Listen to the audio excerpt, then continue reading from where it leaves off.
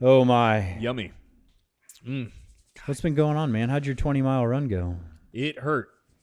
That's the longest I've ever ran in my entire life. I'm now a little over a month from the actual marathon.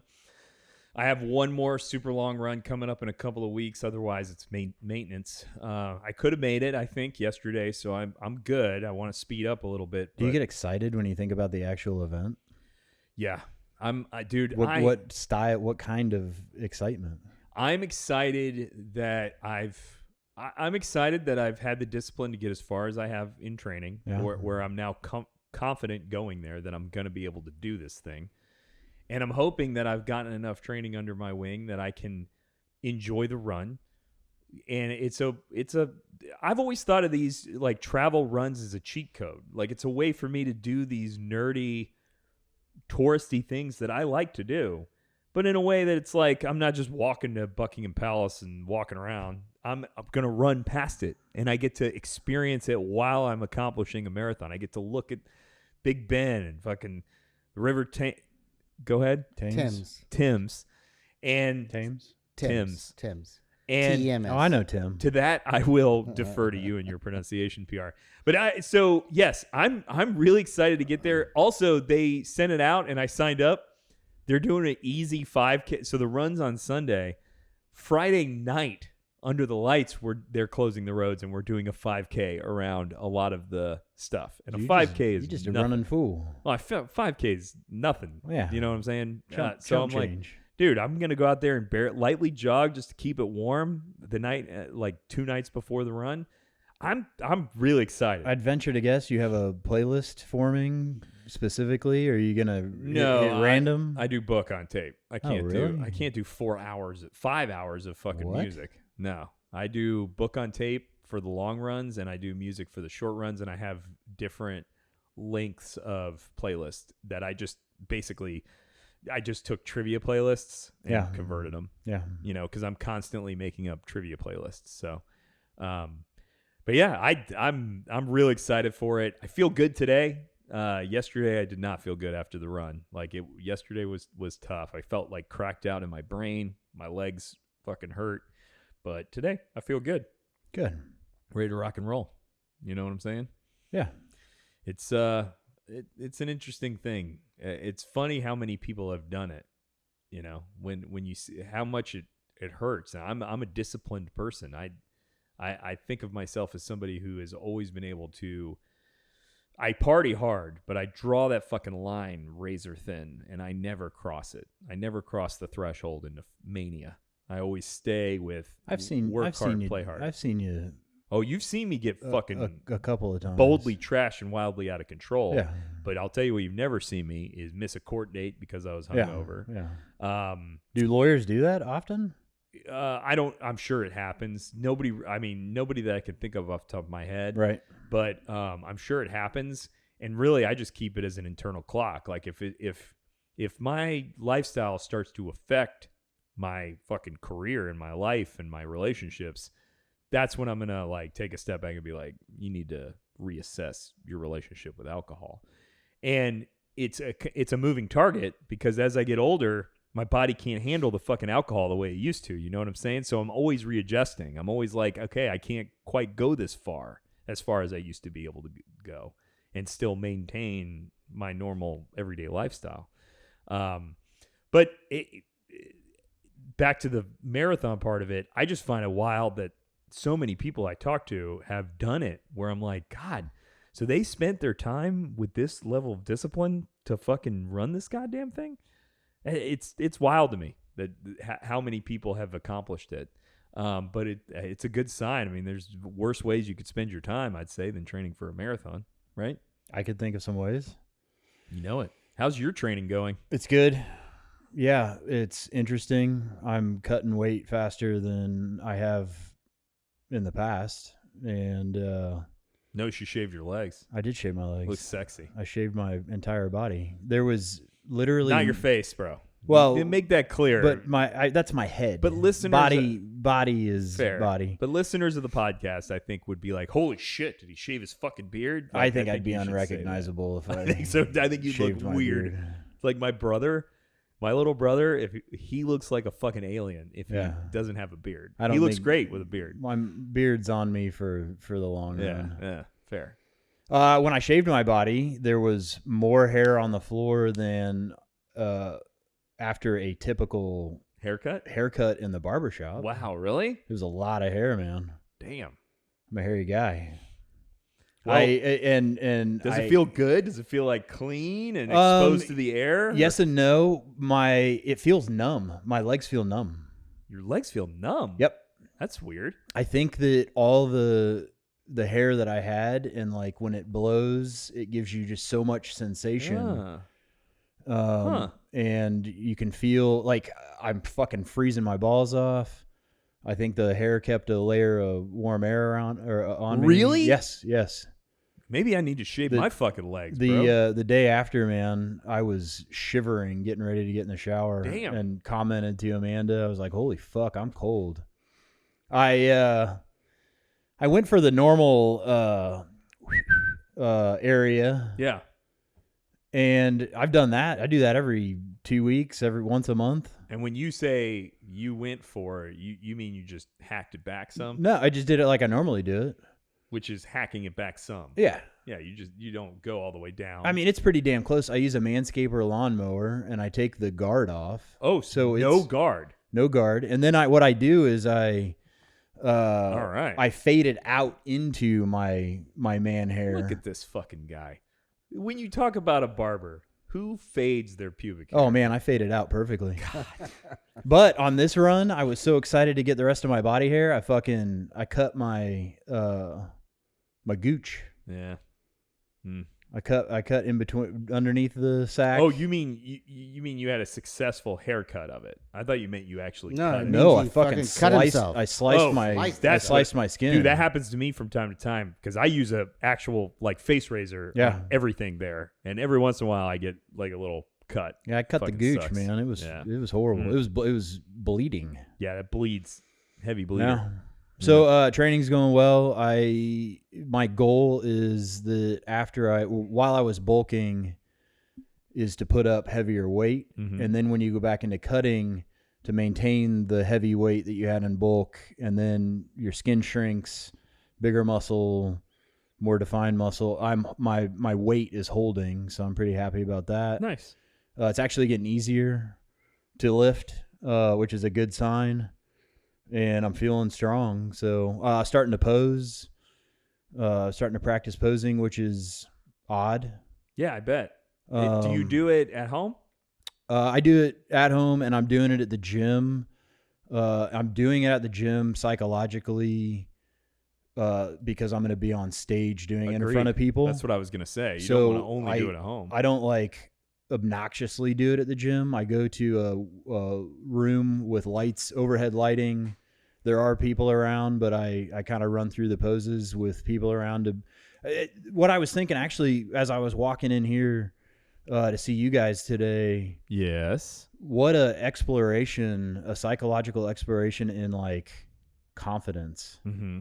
So I was imagining like if I'm not confident and I go up on stage and flex, you're kind of what would that look like? Yeah. To go up and do this is I was gonna say, man, what a fucking hardcore experience. It would be a good opportunity for you to see. You should come to a Wednesday trivia and do a couple fucking poses at some point during a break. Negative, Ghost Rider. I mean, right? Negative. In front of people. That's a hard no. No, I think you're gonna have to do it in a place that is ready for they're there to see. Yeah, we're not eye raping people that didn't sign up for the show. I mean, I'm not telling you to take off your fucking clothes. You just get up there and practice fucking posing. So I get every now and then there's a guy doing Trevor's thing, and I'm almost feeling sorry for the way I judge people sometimes in the gym. So every now and then there'll be a guy in the men's change room, in the locker room, right, without anything on, and he'll be like holding a few poses, and I just think, is he a bodybuilder? I don't know what the fuck he's doing. No, I'm like, I'm not looking to see. Listen to the question: is he in good shape? He's in good shape. Okay, but I just feel. Well, then I have a feeling he doesn't give a fuck what PR thinks about I know he doesn't give a fuck. I just feel that, listen, we in the change room, I really don't want to see you standing in front of the mirror, taking photographs, and because that's what they do. They stand in front of the mirror. Is he naked? Oh, that shit. That in my assessment, then that's just a Instagram or a guy sending pictures to chicks or some shit. That's not somebody And practicing for so what that's the way I judge these Trevor's guys. doing. Sometimes it may be somebody really doing what you're trying to do, but I think what I like about what you're doing is you go into a certain section. Yeah. And then you're trying to, and you're saying, okay, this is what I'm doing. I'm going to exercise, but I'm also trying to hold a few poses. The guys that I see, I think they just, Instagramming, just dicking around social with their phone. media bullshit. Yeah, I'm in the midst of selecting my competition trunks, which is it should be pretty fucking basic, but it's actually kind of. But there's different divisions. You have to have different style of trunk. Really? Yeah. So some of them you wear shorts? Yeah, actually. What's your some of them thing you you're gonna wear? do? So I had a email correspondence with my coach to start mentally focusing on what divisions I'm going to enter in, which actually got more complicated at the other end. I'm going to enter into 6 competitions. I mean, I would say, especially your first one, I'd enter into anything that I could get into, understanding that some of them ain't going to fucking work out, but you might be surprised in one that you didn't think would be. I think that's the name of the game. Right? So there's novice, amateur, pro. Okay. And then open. And open everybody, no matter how green or professional you are, you can compete. There's also, I qualify for masters. I'm over 40, so I can do novice, masters, and then on top of that, I'm gearing up to potentially compete in classic physique and bodybuilding. Very cool. There is a athletic physique that is where dudes look like they're beach surfer guys. They wear board shorts and they're just pretty jacked, but not. Do they have like a runner's physique, like a sinewy? They're fucking weird looking. Oh, I see where you're going with this. No, I didn't think so. No. Also starting to gear up mentally on tanning. It's pretty in depth, more than just fucking showing up and dude. That's why it's such a great accomplishment. Yeah, it's got to have great discipline. It's got to have great rules. It's got to have these things that make it worth you sacrificing and going into what you want to do. So I like it. I think it's rad. I've been going back through previous competitions of this specific group. They're recorded live streams, and there's a maneuver that so there's announcers and there's judges, which are separate, but the announcers have a lot to say, and I think I can learn from that. Nobody's pulling a vacuum, which means, do you remember being a little kid and sucking your stomach in so hard that your ribs stick out over top? Yes. As you get older, that's significantly more difficult to pull off. So the announcers regularly comment that nobody's pulling vacuums, and that it's difficult. But what I'm doing is spending every time I go to the sauna, I just sit there and try to hold a vacuum as long as I can. I love that. You're creating a secret fucking weapon. Hell yeah. So don't tell anybody. Dude. I mean, shh. Yeah. As long as PR, we had our most listened to episode, which was PR saying men and women can't be friends unless they're ugly. And I've had a lot of comments on that. I can tell you that, talking about that, I do not like women that are bodybuilders. I mean, I like Trevor trying to be jacked, but I do not like women that are jacked. What is your view on, are you going to be out there looking at the other chicks as well? I want to take in the experience if I'm there all day anyway. And I've never even attended a show. I'll probably, as time permits, do everything I can. Well, can I find them attractive? Can I drop my opinion on that? Yeah, real briefly. I think that even more so, why it is such an empowering thing to do what Trevor and what female bodybuilders are doing. They're not doing it. I don't think many men would be like, oh, that's what I want when they look at a female bodybuilder. That's not why they're doing it. I don't think they're doing it to be attractive to anybody else. They're doing it because the sense of self-sacrifice, the strategy behind it, the amount of self-reward that you get is the reason why women are doing it. In fact, I would say they're doing it in spite of the fact that a woman, if that they give a shit if PR thinks they're attractive. If their goal was to get normal middle-aged men to think they're attractive, they could do way less work than what it takes to be a bodybuilder to be traditionally attractive. My counter argument would be that they want to look the best self. I don't think that's why they're doing it. And that's why they're doing it, and that's why I think Trevor's doing it. That's my view. That's why Trevor's doing it. Yeah, my view is that he's trying to say, I want to be the best version of myself, and I'm going to push myself to that limit, and that's the version that he feels he looks good at.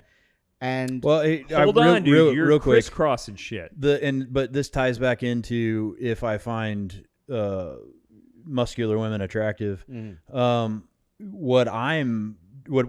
What happens in a competition is we cross the threshold of healthy into extreme, and most of the chicks that will go compete don't live at that body fat or that musculature, and will, like, right now the amount of prep that I have to do as far as numbers, right now it's really fucking weird to not lose as much weight as I possibly can as quick as I can. It's a mathematical equation to get into the date, to cross the threshold of what you can actually like exist at as a human naturally, into like a dangerous depletion for a very, very short amount of time, and then to pull back out of that and put body fat back on in a healthy way. So I think a lot of the chick competitors look a hell of a lot better outside of competition prep.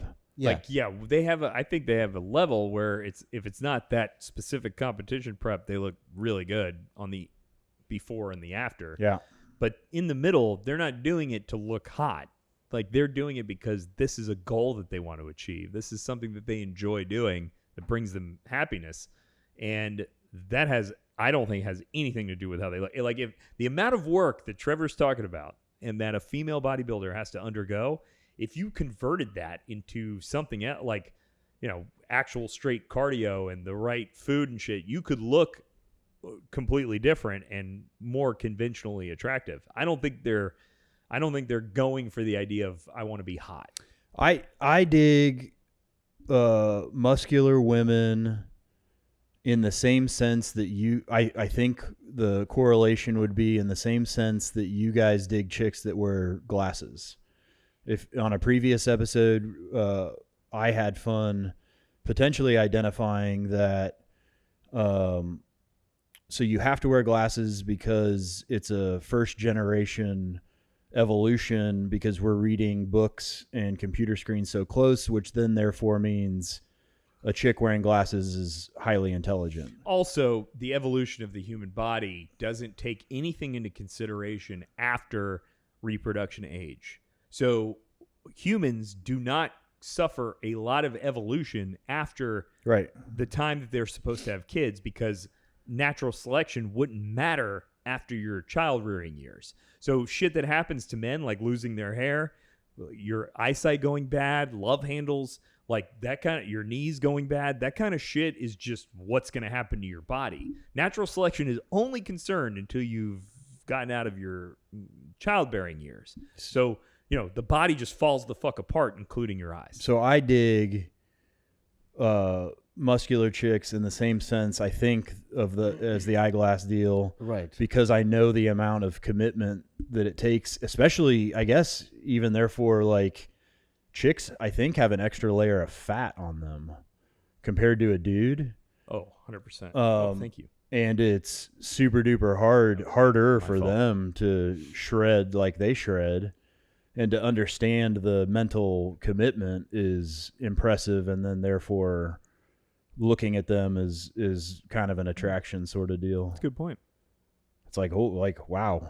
But a lot of them creep the shit out of me, you know, like, especially when you get out of the natural competitions into just regular, and then you're talking about chicks doing testosterone and shit. That makes them look really weird. It makes them sound really weird.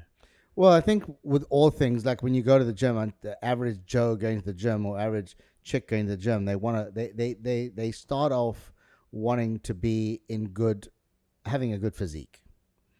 And like all things, you know, it turns into, hey, I start talking to this fitness instructor, and that person now says to me, hey, you know, you can actually follow the following thing, and you could actually, you know, look a certain way. And you go, okay, I want to look that way. I want to have maybe better boobs or better legs or better butt or whatever it is. And before you know, hop, skip, and a jump, you're taking steroids and you're entering a competition. I mean, I think it's a little bit more than a hop, skip, and a jump. I think a lot of people go to the gym, want to work out. If they start to really enjoy it, then they will look into, hey, I think I may want to take this a step further and see if I could be a bodybuilder. They're not doing it because, oh, my ass looks so fucking good, I want to bodybuild. Yeah. They're doing it because I think they actually enjoy the working out portion of it. Yeah. Everybody seeks discipline. No, it's always the 1%. So it's always going to go down to the 1% of the 1%, right? And I think, so you end up, you know, you believe when you are posing, right, that you are presenting the best version of yourself. I have to believe that. When those guys in the change room are sending those photographs, they, in my view, and you were talking about confidence levels. Sure. You have to be the most confident you're ever going to be, because somebody's judging you purely on the way you present your body. I mean, that is the most harshest. But I don't think I agree with that. I like, Trevor, are you doing it solely because you want to fucking look a certain way? I think it has so much to do with the mindfulness of what you're going through. It's a lot of things. Like almost like a competition against yourself and no, against but you're nature. presenting your body. Yeah, this is yes your and no. body. Going into this, like, can you equate it to a model competition? Because when you're a model, right, you don't get judged as a model. You're getting judged. You get hired, but there's still 20 of you, 40 of you coming out on a stage that there isn't an end result. But with a model, they all have to look a certain way, and then some guy like, you know, us here, they're not even models, are the ones that are judging, right? And I would say in your industry, the competition you want to be, you are presenting yourself in the most raw sense. You're presenting yourself, and some bloke is standing there and is going to judge you as to whether you are the best looking based on all the numbers they have. Yeah. It's not like a model. That's pretty hectic. No, they're not going to judge that's the best looking. They have technical requirements for their muscles and shit. And the model competition has technical requirements as well. Whatever it is. They fucking are. It's just hotness. Modeling no, it's not. Competition. Miss so-and-so has won it, and you and I would objectively sit there and say, or subjectively sit there and say, she is not the hottest. Well, that's because me and you have different ideas of exactly, and the attraction. Same with your competition, right? They have a checklist. There would be guys that you would say there is a lot of subjectivity, like subjectivity, favoritism, subjectivity involved. Yeah. Yeah, but you absolutely. So that's why you have to be so confident and so ballsy when you present yourself. Yeah. So how do you psych yourself up when you go? I'm mentally preparing now for that aspect of it, where it actually is oozing out into all other aspects of life, which is a fun, weird exploration. I think you start off on a very good, solid foundation, because you are pretty kind of opinionated in your own right anyway. When I say that, I mean it in the best possible way. Yeah. You have very strong opinions on most things. You do think very highly of everything that you do. So you have, I would think that if somebody that doesn't have that high sense of confidence, they would have to build themselves up a lot more to get to that point. Whereas you're already got, I'd say you're probably 80% of the way there. Oh, that's it? Well, I'd say you're building up the 20 on your own. Yeah, you're building up the 20. Whereas some people are starting on 20. They got no self-confidence. He's so judgmental. PR is so judgmental. I am. Yeah. He likes to throw stones. I think it's man, I think it's a not culmination, but a very like climactic point in generating your own energy to be confident and secure. Can you take like drugs, enhancing drugs to kind of build your confidence? Is there something like, I know there's drugs you can take, testosterone and stuff, to make your arms bigger. You're just talking about like confidence? Yeah, like an antidepressant or anything like that. Any kind of supplements. I mean, I'll tell you, fucking Vyvanse will make you confident that day. What is that? Sorry? Vyvanse will make you real confident that day, but the next day you're fucking super depressed. I'll tell you that. If you're looking for immediate confidence, much like a Jaeger bomb will give you fucking confidence. But then you'll be pissed when you're out there. You can't be drunk. Does Jaeger make you drunk? It does, right? Jaeger? Yeah. Is a liquor. It's high alcohol. No, I'm asking for like everyone to know. I'm saying, there is a drug that's like Adderall. It's called Vyvanse. It's slow release though, and for 4 hours, you're crazy confident. Like you feel like you can. When I've taken it before, I've felt like I could do like math equations and shit like that I couldn't do. Like super confident. So if you're going to be a public speaking, I'm just trying to work it out. Beta blockers. Yeah. So there you go. That's a good one. Beta blockers are for public speaking. I've taken beta blockers before. It's interesting. What it does is block your adrenaline. And in the instances that I wanted to apply beta blockers, it ruins the adrenaline rush that I'm after. So I think it's appropriate, like if you're delivering a speech in front of 5,000 people and trying like a TED Talks. But if I'm going to play College Park Jazz Fest, it ruins the adrenaline experience of like the creativity part of it. Yeah. But could you do it with it? If you were like got stage fright? For bodybuilding? No, for your drumming. I have. The beta blocker? Uh-huh. Oh, okay. It's just not fun. It takes the adrenaline. The adrenaline rush is the whole point. Yeah, I've found when I walk into a big scenario, like a case that I really care, like some sort of closing argument or some sort of something where I need to perform, I've noticed that I need less of anything. No substances. No, not even coffee. Not even a cup of coffee. Raw dog. I want it completely fucking cold because my brain slows down more as opposed to speeding up, which is good most of the time. But when I'm there, I want it slow. I want to fucking feel the burn. I want to feel what's happening in the scenario, be able to respond to it. It took me a long time to really come around to that and be what I wanted to do. But I really enjoy in those bigger moments not having fucking anything, any sort of anything going on in my system. Just want it clear, raw dog, fucking bring it on. And that's from somebody who drinks coffee every single day. That when I deprive myself of that, I notice everything more and I can feel it more. So I've seen that. I've never done beta blockers though.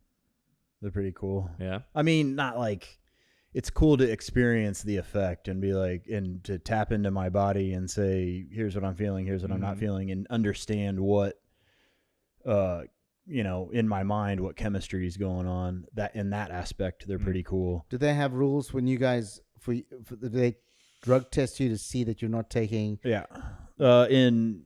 So what I have chosen to do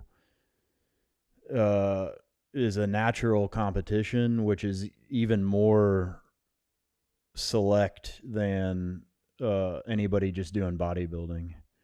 Most bodybuilding federations don't really drug test, and it's just not talked about what you're doing, what you're not doing, shit like that.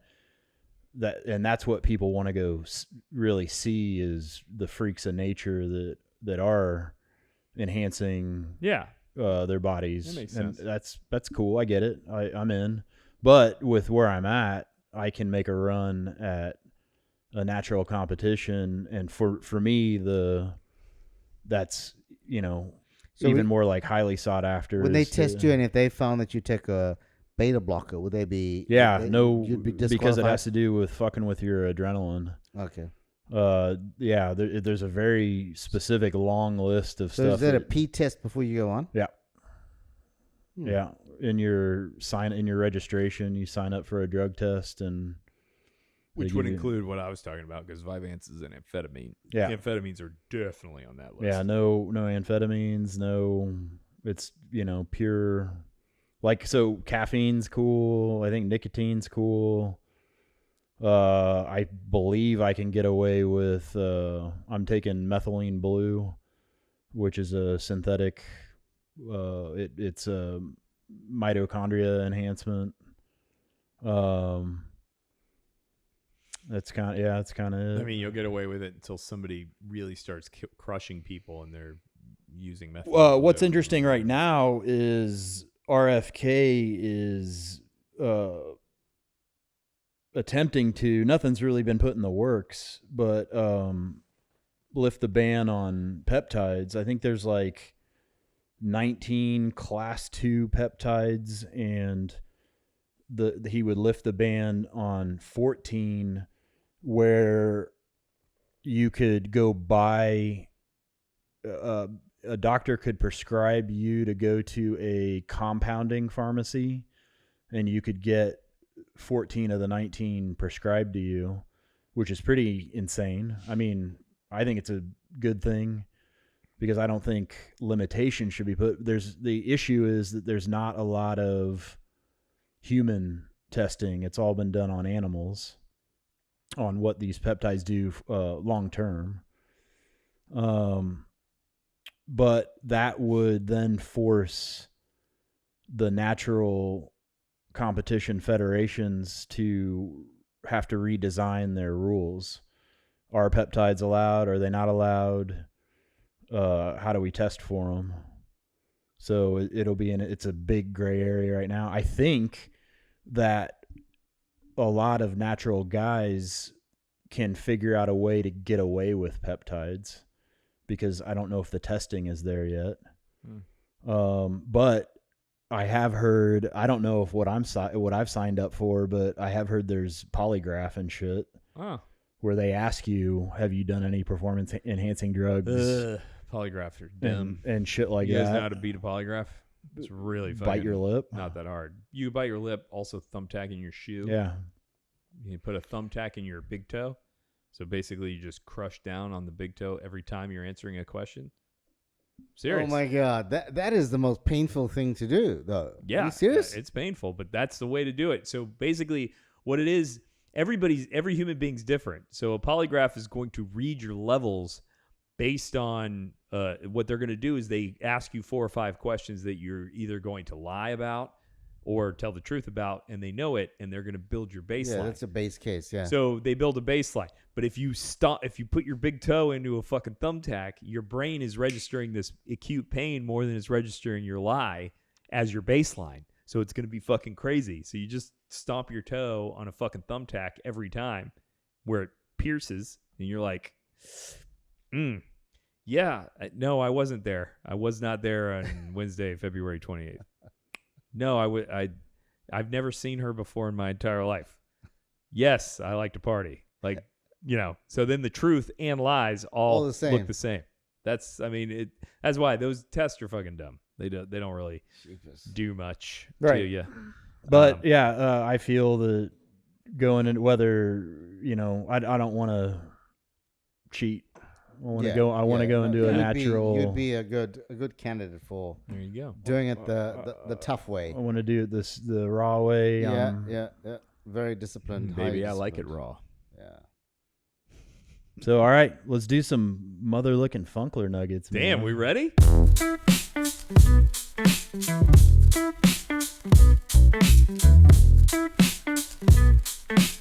Holy shit. All right. Let's do it. I have a couple. So I've got, I went to a Magic game. Ooh. Yeah, I went to an Orlando Magic game the other Was that day. the one that kind of Lakers? Magic. Was that the Lakers No, Magic game? it was the Orlando Magic versus the Dallas Mavericks. To give you kind of what's going on, I have a referring attorney who has tickets and couldn't use them, so they offered. And I was like, yeah, rock and roll is date night. It was Thursday night anyway. Linda was excited to go. And the seats were amazing. They're right there, like 2 rows up from the floor. Great seats. Hadn't been to a Magic game in 2 decades probably, to be honest with you. We were like, all right, well, let's make a night out of this. Let's go fucking party. So we ended up going. We got there a little bit early. We went to DBA first, which is always great. Had some food. So if you get those expensive tickets, you don't get to. There's no like lounge or. No, so you can do 2 different types of luxury experience when you go to that sort of sporting event. I'm sure it's the same everywhere, but you could be super close to the floor, which is rad, great seats, whatever. Or you could be up in the VIP shit, but it's far away from the floor. Both of them have their advantages. I like them both. I'm not talking shit about either one of them, but it is pretty rad to be 3 rows up courtside. Yep. Everything looks so huge. It's compared to watching it on TV, which is how I consume basketball through my life. But it was great. We did the fun shit. Like we got a popcorn bowl that was half of a basketball, and they put popcorn and they have a little thing that you pull and it throws the popcorn at a hoop that's attached to the basketball container in the bowl. Yeah. So, that kind of shit, just making a mess everywhere we go. We stopped at the shop and got Linda a really cool shirt that says, Orlando in 1988, like a vintage retro type of shirt.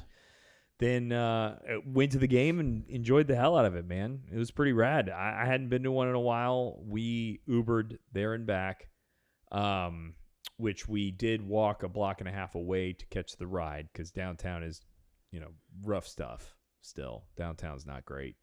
They're doing their best, but downtown's rough. It's sad to see anytime that I'm down there. But the arena itself was an excellent experience. Super clean, super fun. They have people going out there for families. They're doing constant drop-ins of random shit that you can get, hitting the t-shirt guns and shit. I thought it was rad. Magic ended up winning the last minute, which was cool. So that's a nugget I had, and I highly recommend anybody who has the opportunity.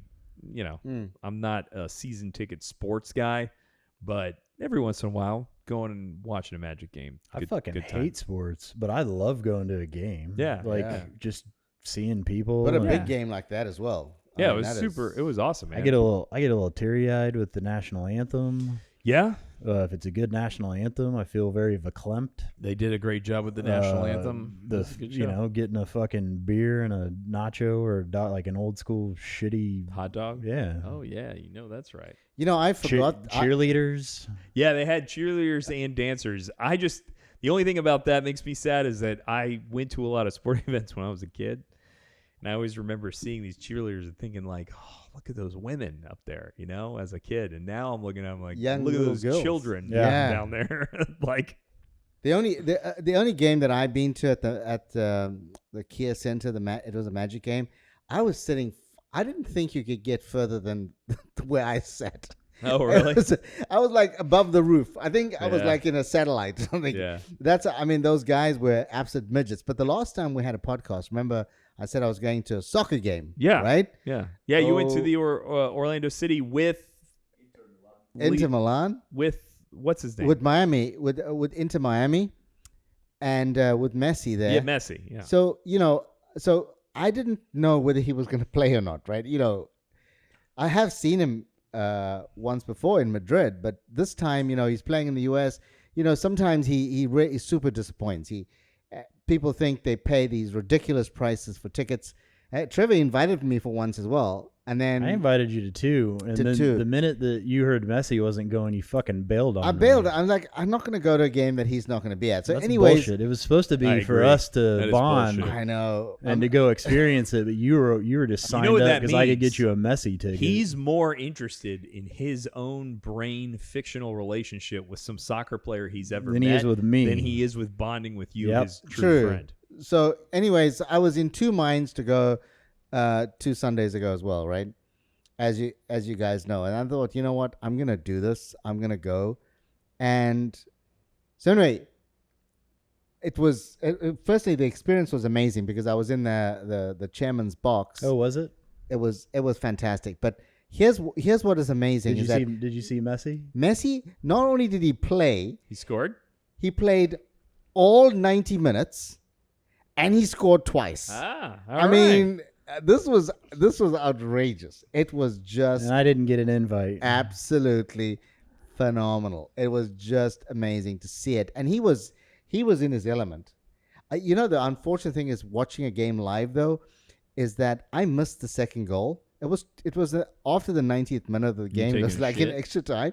No, what happens that there's no replay, right? So I'm busy talking to the boys that I was with. I went with my son's friends and my son, and I was chatting with them, and then all of a sudden there was a goal, and that's one of the downsides of when you live in a game. I mean, that was just happening to us before we started recording, and we're watching that soccer match. I'm just bullshitting with you guys about the weekend, and out of nowhere, I'm like, oh shit, a goal, and then at least with watching on TV, you get to watch the replay, and it's like, But anyways, Miami won. I should be supporting Orlando City, but. Miami won. I have, I could talk about right now just because it's so perfect with the fucking nerds who just walked up to buy chicken sandwiches. But I mean, something I'd like to talk about at some point is. Hey, I know that guy. Do you really? No. Jesus. I was about to lose respect for you. Like what they own. So people who have fucking drive around golf carts. Yeah. I'm fucking done. This is a fucking nerd. Why? We're talking about like it does nothing. There is no advantage to it. What, so talking about people driving around in Winter Park with a golf cart? Yes. Oh, but people do it all the time. It's one of the conveniences of living right What's here. convenient about it? Tell me what's convenient. Well, you don't have to get in your car and look for parking. What do you mean you don't have to look? Let me ask you this. You can stick it anywhere. On. Where can you park a golf cart that you can't park a car? Because legally, it's nowhere. I'll tell you that. Yeah, but you can't park. You can stick it anywhere. It's small. It's a little thing. Dude, if I lived in Winter Park, I would definitely have a golf cart. I believe you. I'm shocked that you don't have one right now. Yeah, but no, I mean, I should get a. You seemingly should have a golf cart. But like in Winter Park. In Winter Park, if I live just off Park Avenue and I'm, it's one day. Fucking so lame. No, it is not. so fucking lame. I would actually get one of those other ones. What are they called? The little the ones that are sold by Moke. Yeah, a Moke. I'd actually get a Moke. That would be Jesus. you. Yeah, Dude. That's virtue signaling. No, of course it is. So is a fucking golf cart. That's my point. A golf cart is not convenient. It's not. So you can argue to me a scooter, because a scooter you can park between these two cars right here. Just pull up and go right here. Or you can go on the sidewalk and nobody's going to give a shit with a scooter. Like I'm not talking about an e-scooter. I'm talking about like if you wanted a Vespa. Vespa, you could fucking park somewhere. It makes sense to me. A golf cart, legally, you have to have a regular parking spot. You have to drive on regular roads. You have to license it like a regular car. There is no advantage to it. You're doing it only so everybody can see that you're a fucking dork driving around on a fucking golf cart. I am so going to get a golf cart. Fuck, I'm going right out here and now. You're going to match these fucking nerds that are out here buying chicken sandwiches right now. So the only other nugget I have that I brought up quickly, it's just an RIP. The Caboose. Oh. They were the last ones. They do not allow smoking anymore. The Caboose. You got to go outside everywhere. There is nowhere at all in Central Florida that I'm aware of that if you are a smoker or want to enjoy a cigarette that you can go to and smoke inside. Zero. It died with Tanqueray's going out of business, And I guess right at the same time, Caboose was like, fuck it. And they're done. Meanwhile, Caboose is like open. They have garage doors that they open. Like it's not even really a closed-in place. But yeah, there's zero. Well, at least at Fiddler's, you can actually smoke right outside. Well, there's a Most lot of places don't allow you to smoke There's right a lot of outside. places that have patios and they porches. want you to like, But, in public space. So anyway, went to the Caboose, noticed that, but played pool for a couple hours. That place is a dive. Like, a dive bar has become this thing that you say to talk about somewhere like Fiddler's Green. Fiddler's Green is not a fucking dive bar. What? I'd say call it a dive bar. It's an absolute dive bar. It is not a somewhere that you pay $8.50 for a fucking Jaeger bomb is not a dive bar. A dive bar is a shithole. It's supposed to the reason it's called a dive bar is because it's a fucking dive hole in the wall piece of shit. Fiddler's Green is a beautiful fucking high-end place, in my opinion. It's just Irish food. It's arguable. I'd say the Irish food is very good there. Yes. But I'd say that Dude, it's very The dated. Caboose has boiled peanuts and hot dogs. The Castle in College Park Not a dive bar. is an Irish bar. Correct. Not a dive bar. Fiddler's is a fucking Irish dive. Dude, Fiddler's is higher end than Castle, in my opinion. What? You only call it high end because Negative, you are the Ghost trivia Rider. master there. Nah. Every Wednesday. guys If are you out are of your not there, minds. it'll be a dive bar. I disagree. Anyway, so, I mean, that was my last one. Look at the Caboose. patrons. Like, I do love them at Fids. Yeah. But absolute fucking barflies They at are a dive bar. Dive. I disagree. I don't think I'm it's agreeing. a dive bar. They can't put fucking sentences together. They're slurring. It's a fucking dive bar. I mean, it's tough to put a good sentence together when you've been drinking for the last 7 hours. And you went home, went to sleep. I'm and were pretty drinking sure for the those 12 guys. hours before that. Yeah, I'm pretty sure those guys didn't leave the bar for 7 years. It's wild going there and popping in there at any time during different days. And the same like, guys the are same there. People are there. It's fucking wild. Dive bar. Oh my. All right. Thank you for listening. Special thanks to the Wizard of Ed and the Intuitive Muse. Please hit like and subscribe. Leave comments, questions, and requests. Connect with us on social media adventures throughout the week. T-Bone out. See you in the promised land.